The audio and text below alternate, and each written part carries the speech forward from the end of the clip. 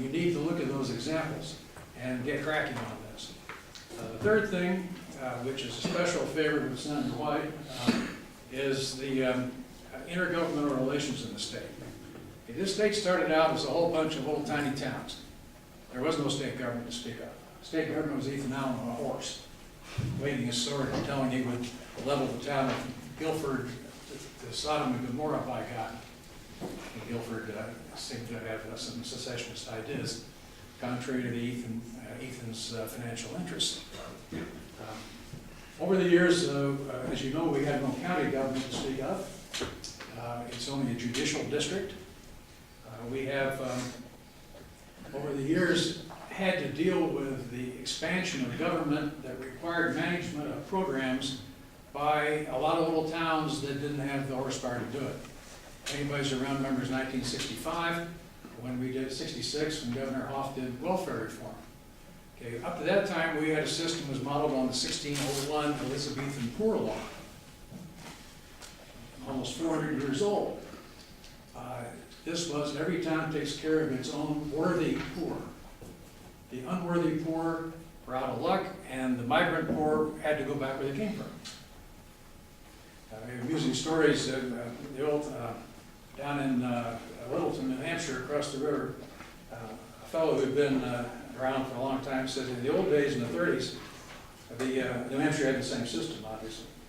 A poor family would show up in Littleton, and the overseer of the poor would put them in the car, take them up to Waterford, hand them off to Old Man Pike, who was the Waterford overseer of the poor, who would very politely put them in his car, take them to St. Johnsbury, push them out the street. Well, it was that kind of stories that led to the centralization of welfare in what's now the Agency of Human Services. A lot of towns did a good job, but it only takes a handful to do a bad job to create the front page story and the anguish cries from constituents that force a change. And since there was no intermediate level that was big enough to handle these kind of modern functions, it went all the way up to actually Waterbury now. And we have a very top-heavy state government. Frank Bryan is fond of citing a study in the 1970s that ranked the states on indexes of centralization. And Vermont was the #1 most centralized state, which we think is something ridiculous because we're one of the most rural states. We have 246 small units of government, but if you looked at their measurement methods, we came out on top mainly because there were so many functions that emerged in the 1960s that the little town of Kirby, even this larger town of Canaan, couldn't really deal with, to the satisfaction of the people who counted the beans and sat on the spigot for funds, state and federal. Senator White has long been interested in taking a look at how this system developed and is there some better way to do it. And I'll give you a very contemporaneous example. As you know, the court system has gone through a performance review of its own. Didn't call it that. That's exactly what it was. The court system, of course, has assistant judges, probate judges in every county, regardless of workload. The judges don't want to go to Grand Isle and don't want to go to Essex County. And that's been a sore point around here for a long time, some of you may know. And they said, look, nobody would have created this system. What we did in the 1960s was create municipal courts in Burlington, Barry, Rutland, and maybe a couple other towns to take care of that load, which was dragging down their superior court systems. As a result, we had the superior courts constitutionally mandated with elected side judges and a legal judge. We had municipal courts here and there, and we had justice of the peace courts for small misdemeanor offenses in small towns, because that's the way the state evolved. Well, in '74, we did a major revision of the court system pursuant to a constitutional amendment. We didn't do all the changes that probably should have been done, but we created a system of superior courts, district courts, to replace the old municipal courts. We still have the probate courts. We have family courts, which were added in 1990, I believe. And to their credit, the court system, of which I have not been a great fan over the years, has seriously gone out to find $1 million in savings that you have asked them last year to produce. And I think that's a very worthwhile model. The legal system and the judicial system, of course, are considerably different than most of the things in the state budget. There's some requirements and restraints. Nonetheless, this is a good model. It was done well. You have a report, I believe, on your desk.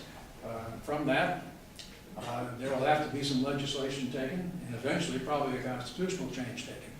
My own small contribution to that was suggesting that the assistant judges become experts in alternative dispute resolution, rather than simply taking care of the shoveling the snow at the courthouse and flanking a legally trained judge. I've always been a bit of a partisan of side judges, but I realize that this is not a very efficient way to do business. And using their talents and their connections with the community, they could be an important asset in non-judicial solution of many non-criminal disputes. Well, Senator White has put in a bill, I think it's S-257, to recreate the Advisory Council on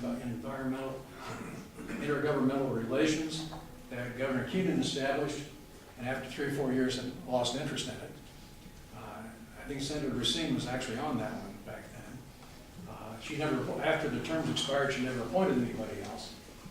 And so it sort of languished and finally disappeared. This was by executive order.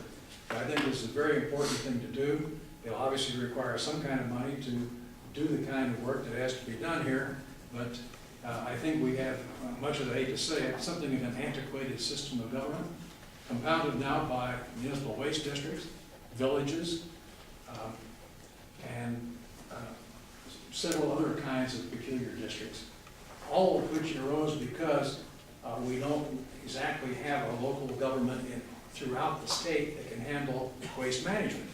This was a big issue in '87 when the state had a lot of money, had a big surplus, and created the waste management system, which took a lot of beating over the years. But now we have units of government, just like the town of Rockingham, that are municipal waste districts. Nobody really owns these. Unless there's a scandal, people really don't pay much attention to this, I don't think. Maybe your district part of the state's different. My town's been in and out of the Northeast Kingdom solid waste district over the years, so we have a little bit of experience with it. Those are my 3 recommendations. First, agreeing on the core values. Second, undertake a performance review with as much alacrity as possible under the pressure of challenging fiscal circumstances. And third, begin to take a look at the whole structure of government itself.